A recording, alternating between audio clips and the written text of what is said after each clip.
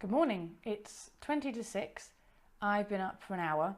I've had to get up so early because I have to leave to get a train because I'm going all the way up the country to Durham. I've got open day interviews today and tomorrow, and then I'm going to Birmingham on Saturday for the Queen's College open day. So I've just arrived in the guest house and it's lovely. It's a lovely little, I've got a little room here with my bed and things.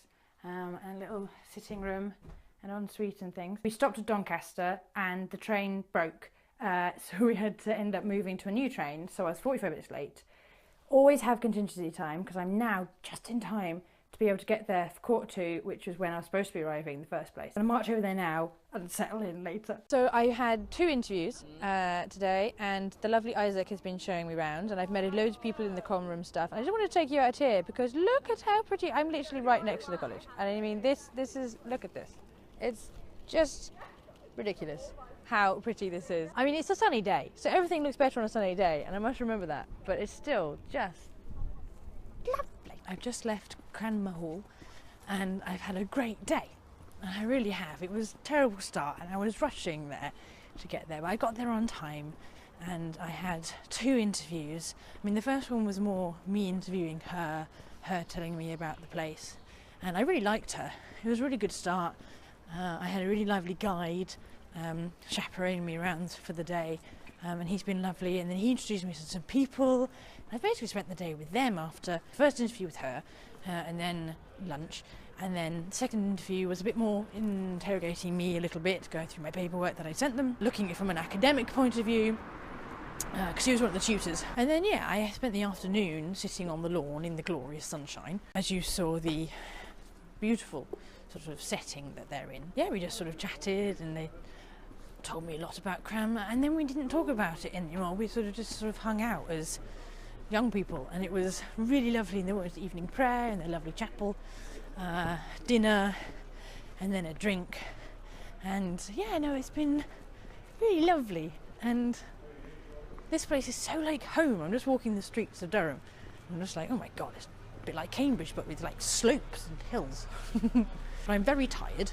I've been awake for too long at this point, and I wasn't very sensible. I shouldn't have gone for a drink. But I didn't want it to end, really. They were such wonderful people, and we talked about such interesting things.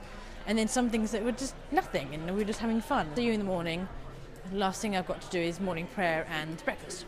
It's Friday morning, and I went to breakfast in the dining hall, and then went to morning prayer.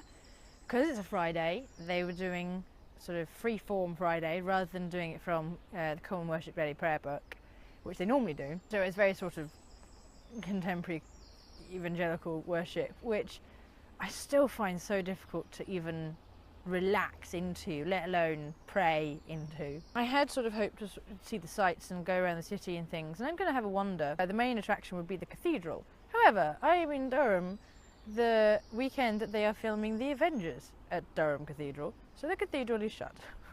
And there's lots of signs pointing technicians the right way, and lots of 4x4s with blacked out windows. I found a lovely little spot by the river.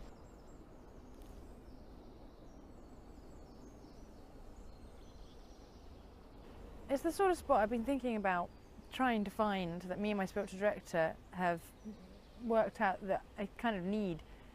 Something green and beautiful and quiet where I can spend a bit of time at peace, because I find it very difficult to do at home, and I find it very difficult to do at work. I like Durham, I do. It is lovely. I mean, it's been very interesting. I asked all the students what's the worst thing about Cranmer, and there was nothing so horrific as to turn me off it. So I'm very interested to see how Saturday goes in comparison. The rest of the day I'm going to wander around, maybe put myself in a cafe for half an hour or find a church somewhere, and then down to Birmingham I go.